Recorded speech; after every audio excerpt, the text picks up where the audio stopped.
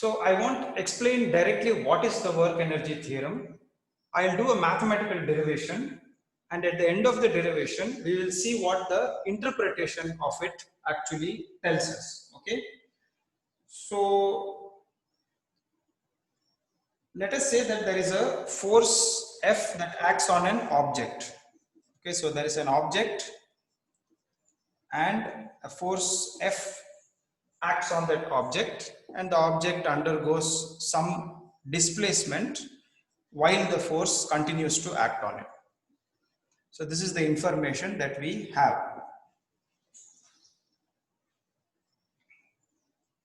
From second law, we know that F is equal to mass times acceleration. I hope you remember that. Now, work done, we know is force times displacement times cos theta, but since theta is equal to 0 degrees in this case, so I'm just going to write down cos theta is equal to 1, cos 0 degrees is equal to 1, sorry.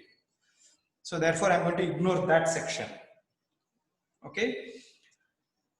Now we also know from the second equation of motion that I just talked about, v square equals u square plus 2as. So s is equal to v square minus u square upon 2a. All right. Is it okay so far? Any doubts? Any questions? It's all there in the textbook, so shouldn't be a surprise to you. Now, using this result, I'm going to substitute for S in this equation. So W is equal to F times S can be written as V square minus U square by 2A. See, as students, all I'm expecting you people to do is to make sure that you understand what I'm doing, in the sense that I'm not making any mistakes. If you feel I'm making a mistake, that means you did not follow something, or I really made a mistake. So then I want you to tell me what I'm doing wrong. Okay. In derivations, things can always go wrong unless I'm careful. So I am going to work a little bit carefully. I hope you understand what I am doing. I'm substituting S in this equation. Okay. And of course, what I will do is for F, I will substitute this equation. So work done will be equal to MA times V square minus U square by 2A. Okay.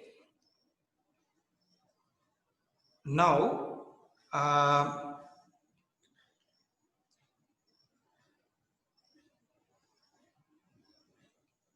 acceleration will get cancelled out, and I will be left with 1 by 2 m times V square minus U square.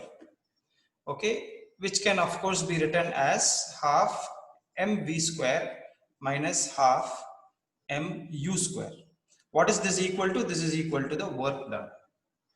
Okay, so now the important part, the interpretation of this. What this actually tells us is, when a force, this is what we are investigating, when a force acts on an object and it moves it through a certain distance, displaces it through a certain distance s, what is the work done actually equal to? The work done is actually equal to the final kinetic energy that it has. So it has a certain kinetic energy that it over here, right?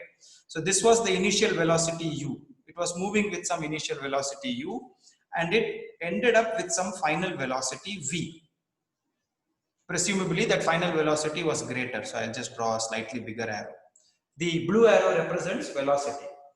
So therefore, this is the final kinetic energy and this is the initial kinetic energy. So the work done by the force is therefore equal to the change in kinetic energy. So I can rewrite this equation as work done is equal to change in kinetic energy, because final kinetic energy minus initial kinetic energy is equal to change in kinetic energy, which I can write it as delta Ke. So what this tells is when you apply a force on an object and it displaces it through a certain distance s, then there is going to be a change in the kinetic energy and the work done is exactly equal to the change in kinetic energy. So this is what is called as the work energy theorem.